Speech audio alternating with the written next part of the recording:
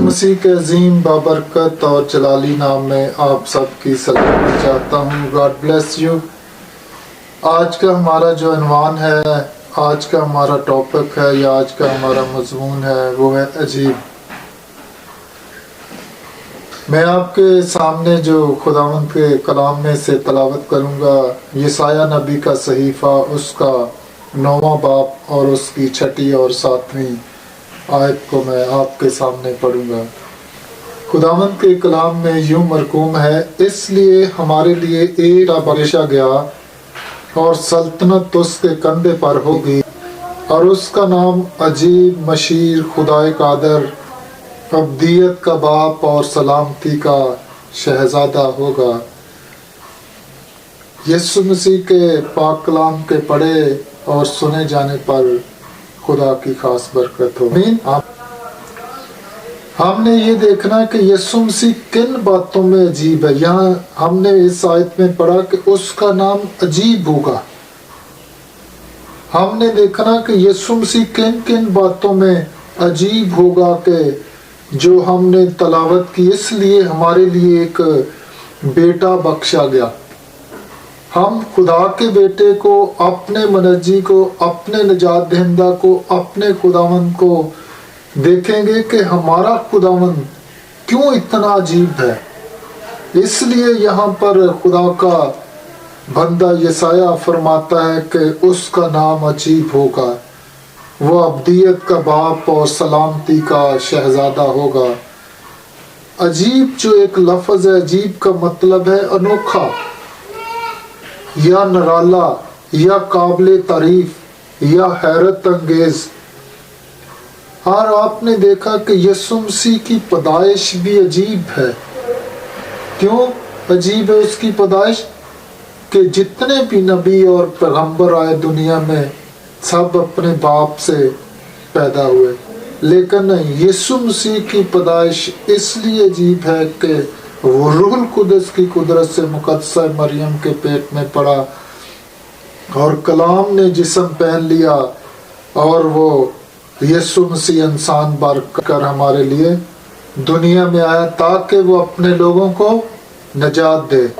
یسوع مسیح کی پیدائش اس لیے بہت عجیب ہے کہ سارے لوگوں کو آپ نے دیکھا ہوگا کہ جتنے بھی لوگ اس دنیا میں آئے ہیں وہ اپنے باپ کے وسیلہ سے پیدا ہوئے، لیکن یسوع مسیح نہ خون سے، نہ جسم کی خواہش سے، نہ جسم کے ارادے سے، بلکہ وہ روح القدس سے پیدا ہوئے. تو میں آپ کو بتانا چاہتا ہوں کہ یسوع مسیح کی پیدائش عجیب ہے. جس طرح سے ہمارے منجی کی پیدائش ہوئی، وہ بادشاہوں کا بادشاہ تھا، وہ بادشاہ تھا، وہ کسی بادشاہ کے گھر میں پیدا نہیں ہوا. کیوں؟ اس نے اپنے تخت کو، اپنی بادشاہت کو چھوڑا اور وہ ہمارے درمیان انسان بن کر رہا، اور اس نے ہمارے لیے بڑی نجات کا بندوبست کیا. تو خداوند یسوع مسیح کا نام بھی عجیب ہے. آپ نے دیکھا ہوگا کہ یسوع کا نام کیسے عجیب ہے.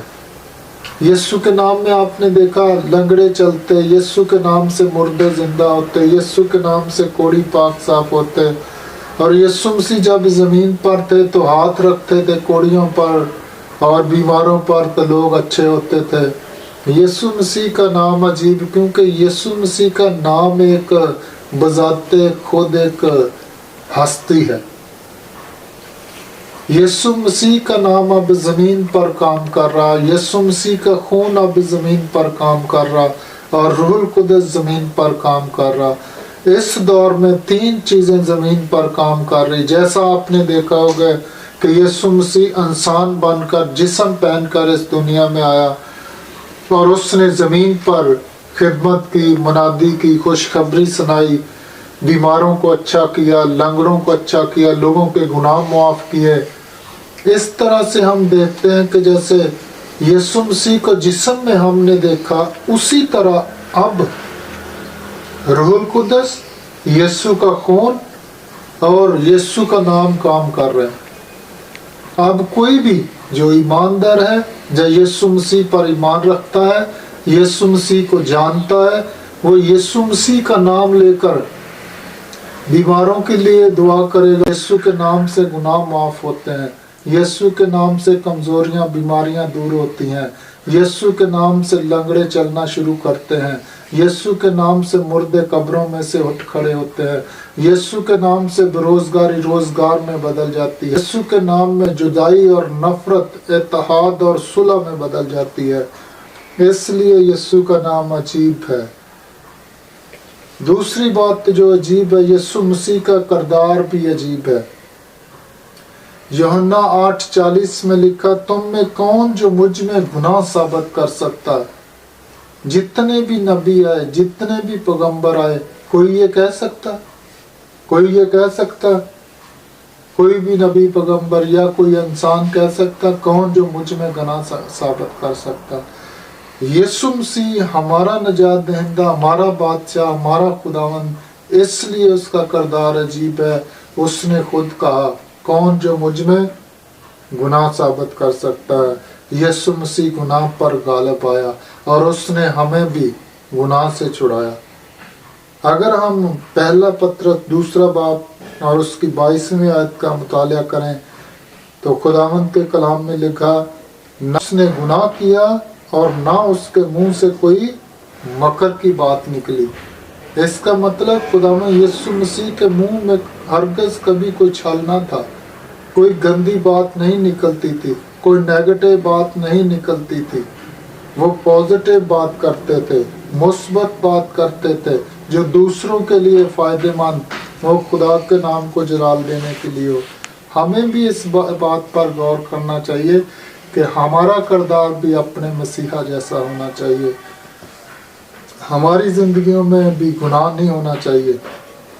हमारे मुंह के अल्फाज जो हैं, हमारी बातें जो हैं, हमारा किरदार जो है पॉजिटिव और मुस्बत होना चाहिए, ताकि हम भी उसके बेटे बेटियां कहला सकें और हमारे नेक कामों के वसीला से खुदा बाप की तमजीद हो सके। अगर लूका 23 उसकी 34 आयत का मुताला करें तो लिखा, यीशु ने कहा, ए बाप इनको मुआफ कर, क्योंकि ये नहीं जानते कि क्या करते हैं। यीशु की खिदमत और मकसद भी अजीब है। कितनी प्यारी बात है।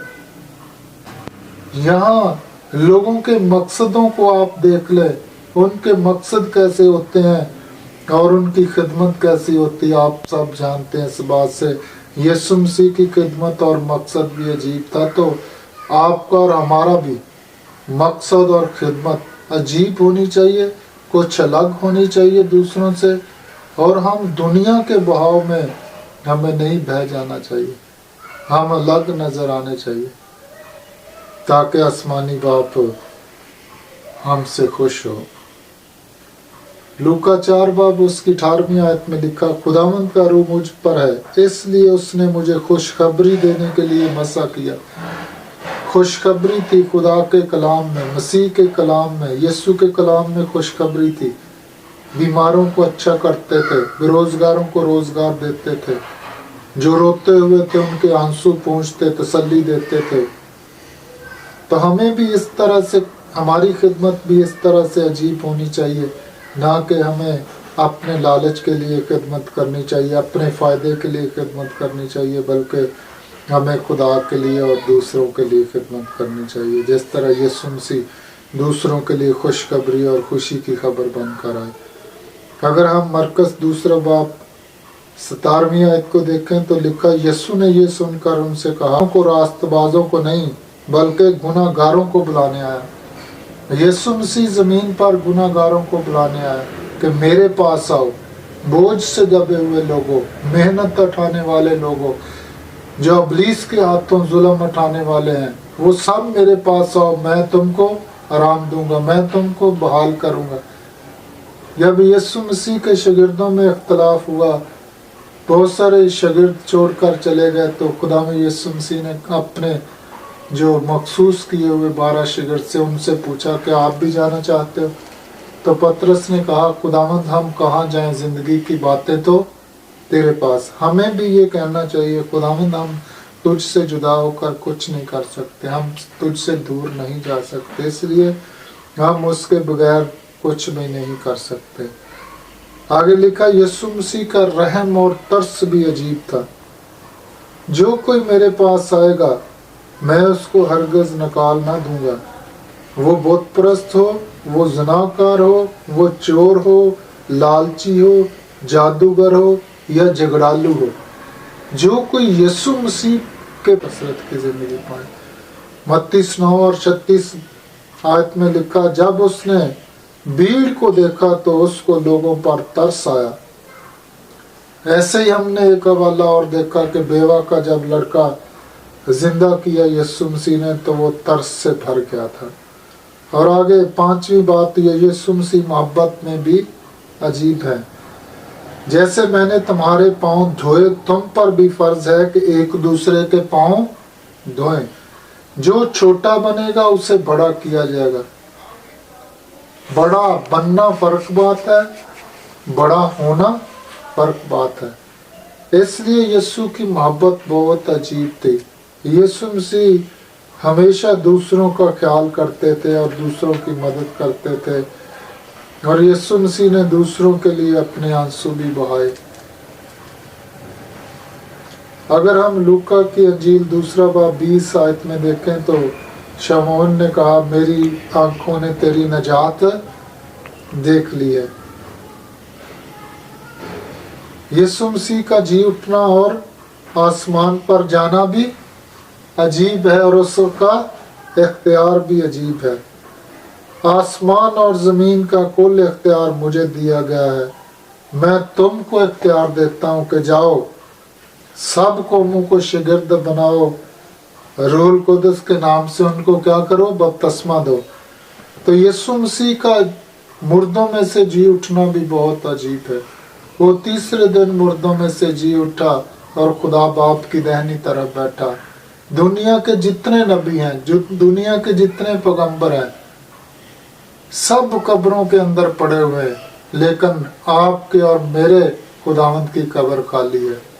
वो तीसरे दिन मुर्दों में से जी उठा, उसकी सलीब भी खाली और उसकी कब्र भी खाली। और यीशु मसीह आपके पास जिंदा उम्मीद है। क्या आपके पास यीशु मसीह है? क्या आपके पास जिंदा उम्मीद है? हमें भी जिस तरह यीशु मसीह अजीब था, हमें भी दुनिया में नहीं, हमें गुम हो जाना चाहिए, दुनिया की तरह नहीं बन जाना चाहिए, बल्कि हमें दुनिया से अलग नजर आना चाहिए। हमें अजीब लोग देखें कि ये कुछ हमसे फर्क है। तो आज का जो हमारा छोटा सा टॉपिक था कि यीशु मसीह किन किन बातों में अजीब है, तो इसलिए खुदावंद के कलाम में लिखा, इसलिए हमारे लिए एक बेटा बख्शा गया, सल्तनत तो उसके कंधे पर होगी और बेटा होगा, उसका नाम यीशु रखना, क्योंकि वही अपने लोगों को गुनाहों से निजात देगा, दुखों से निजात देगा, दुश्मनों से निजात देगा और जलावतनी से निजात देगा, तशद्दुद और बुरे रवैये से निजात देगा। यीशु मसीह इसलिए भी दुनिया में आया कि इब्लीस के कामों को मिटाए।